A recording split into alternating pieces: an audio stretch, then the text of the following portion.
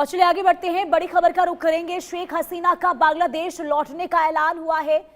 दिसंबर 2026 में बांग्लादेश लौटेंगी शेख हसीना। बांग्लादेश की अदालत में सरेंडर करूंगी, ये शेख हसीना की ओर से बयान सामने आया है। हत्या हो जाए तो भी मंजूर है, ये शेख हसीना ने कहा है। देश की मिट्टी पर मरना चाहती हूं। अगस्त 2024 से भारत में रह रही हैं शेख हसीना और इसी बीच उनका ये बहुत बड़ा बयान सामने आया है जिसमें उन्होंने ये कहा है कि वो देश लौट रही हैं। तो भारत में इस वक्त शरण लेकर रह रही हैं बांग्लादेश की पूर्व प्रधानमंत्री शेख हसीना और उनकी ओर से बड़ा ऐलान किया गया है जिसमें शेख हसीना ने ये कहा है कि वो दिसंबर 2026 में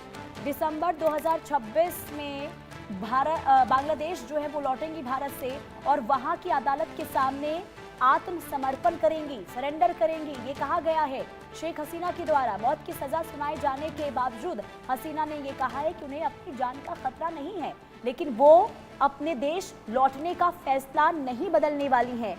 दरअसल एक इंटरव्यू में 78 साल की हसीना ने ये कहा है कि उनके साथ आवामी लीग के कई वरिष्ठ नेता भी बांग्लादेश लौटेंगे और न्यायिक प्रक्रिया का सामना भी किया जाएगा। शेख हसीना 5 अगस्त 2024 को बांग्लादेश में तख्ता पलट और हिंसक छात्र आंदोलन के बाद देश छोड़कर भारत आ गई थी और जिसके बाद से भारत ने उन्हें शरण दी थी, जिसके बाद नवंबर 2025 में बांग्लादेश के इंटरनेशनल क्राइम ट्रिब्यूनल ने 2024 के विरोध प्रदर्शनों के दौरान हुए दमन और मौतों के मामले में शेख हसीना को उनकी गैर मौजूदगी में ही मौत की सजा सुना दी थी।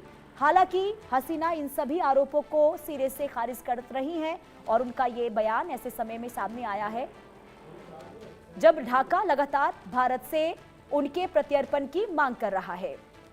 हमारे साथ colonel Gopal Singh defence expert के तौर पर जुड़ चुके हैं। बहुत स्वागत है आपका सर इंडिया न्यूज पर। ये शेख हसीना का ये स्टेटमेंट इस वक्त आना आखिर ये क्या बता रहा है, किस तरीके से इस बयान को देखा जाए? नमस्कार जी। जी देखिए 2024 में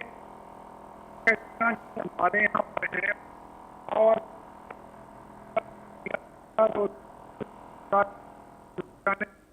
और उसके बाद में तो यहाँ वहाँ पे इलेक्शन प्रक्रिया शुरू हुई और अभी इलेक्टेड सरकार वहाँ मौजूद है।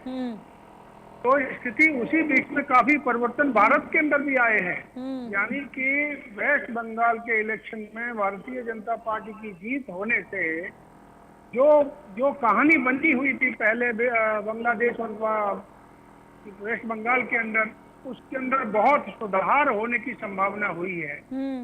उस स्थिति को मद्देनजर रखते हुए जो शेख हसीना जी ये कहती हैं कि मैं वहां जाकर के कोर्ट में पेश होंगी, चाहे उनकी आवामी लीग के जो भी सदस्य वो भी जाएंगे, कि उनकी एब्सेंस में उनको मृत्यु की सजा सुनाई थी। तो ये सारी बातें अभी आगे आने वाली हैं। जब वो जाएंगी तो अपने जो बातों को सामने कोर्ट में रखेंगी और उससे साफ जाहिर होगा कि क्या सही है क्या गलत है, क्यों उनको सत्ता से हटाया गया, क्या कारण थे, ये सारी चीजें सामने आएंगी और आगे आने वाले समय में परिस्थिति बदलने की संभावना बहुत होने वाली है। लेकिन सर जरा ये भी समझाइए, क्योंकि अगर हम बांग्लादेश के और भारत के रिश्तों की बात करते हैं तो इसके बाद क्या स्थिति आप देख पा रहे हैं? क्या किसी भी तरीके से खटास देखने को मिलेगी रिश्तों में?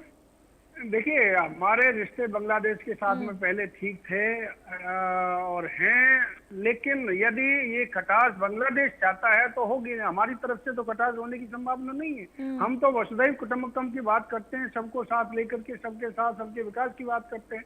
अभी मोदी जी इंडोनेशिया, ऑस्ट्रेलिया और न्यूजीलैंड के दौरे पर गए, उस वक्त भी जो इंडोनेशिया जो है इस्लामिक राष्ट्र है और उन्होंने कहा कि हमारा, उनके राष्ट्रपति ने कहा कि हमारा डीएनए भारत का है।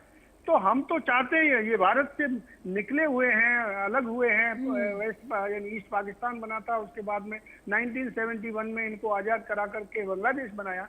तो ये तो हमारे ही लोग हैं, हम क्यों इनसे यानी किसी भी प्रकार की द्वेष भावना रखेंगे। हम तो चाहते हैं कि वहाँ की सरकार अच्छी तरह से चले वहाँ के लोगों का, उनको सबका देखभाल करे, अच्छी तरीके से हमारे संबंध भी बने रहें, जिससे कि आगे आने वाले समय में भी और प्रोत्साहन मिले हर तरीके से। जिस प्रकार से उन्होंने रोगिणियों को हमारे यहाँ भेजा, ये किया, तमाम चीजें रही हैं, उनके ऊपर अभी प्रत्यर्पण हो रहा है, उनको वापिस किया जा रहा है।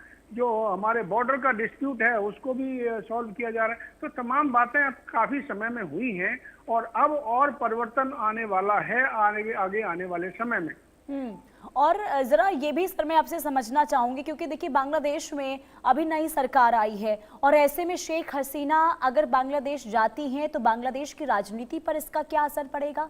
दूसरा ये कि क्या उम्मीद जताई जाए कि बांग्लादेश में फेयर ट्रायल जो है वो शेख हसीना के पक्ष में जो है ये तमाम चीजें होती हुई नजर आएंगी। देखिए, उनका पक्ष वो अपना रखेंगी और देखिए फेयर ट्रायल होना अभी वाजिब है, क्योंकि बांग्लादेश भी समझ रहा है कि जिस प्रकार से उसको सलाह दी गई या ये कहीं बाहर से उसको सपोर्ट मिली थी और वो सपोर्ट के बाद में किस किस तरीके से बातें बनी, और जिनको सपोर्ट मिली थी उनको अभी उनकी सरकार नहीं बन पाई और सरकार अभी बनी है, तो वो जो सरकार है वो चाहती है कि क्यों ना इनको फेयर ट्रायल दिया जाए, और यदि फेयर ट्रायल मिलता है तो मुझे पूरी उम्मीद है कि ये विजयी निकल करके आएंगी और आगे उनकी राजनीति प्रक्रिया जो भी है बांग्लादेश की, उसके अंदर काफी असर पड़ेगा। और देखिए काफी गंभीर आरोप लगे हैं शेख हसीना पर, और ऐसे में मान लीजिए कि उनकी गिरफ्तारी होती है तो फिर बांग्लादेश में राजनीतिक और सामाजिक स्थिति को अगर हम देखें तो फिर क्या असर आप देख पा रहे हैं सर। देखिए, शेख हसीना जी के जो सहयोगी हैं या उनके साथ में उनके कार्यकर्ता हैं, वो नहीं चाहेंगे कि इनके साथ में कोई भी बदसलूकी या इनके साथ में कोई खिलाफत हो, और इस खिलाफत को मद्देनजर रखते हुए हो सकता है कि वहां पर अपराइजिंग आए, इनके सहयोगी जो है सड़कों पे आए, तो ये बातें होने की संभावना है, लेकिन कहां तक होगा ये तो आगे आने वाला समय बताएगा। और सरकार इनको वहां बुलाने के बजाय ये वहां जहां पहुंचने के बाद में इनके साथ में किस प्रकार का सलूक करती है उसके ऊपर डिपेंड करेगा। ठीक है, बहुत शुक्रिया सर इंडिया न्यूज के साथ जुड़ने के लिए। कुल मिलाकर देखिए जो ऐलान हुआ है शेख हसीना का, इसके बाद बांग्लादेश की राजनीति में हलचल जरूर देखने को मिल रही है। पर आगे बढ़ते हैं और बड़ी खबर का रुख करेंगे, जहां शिरजी में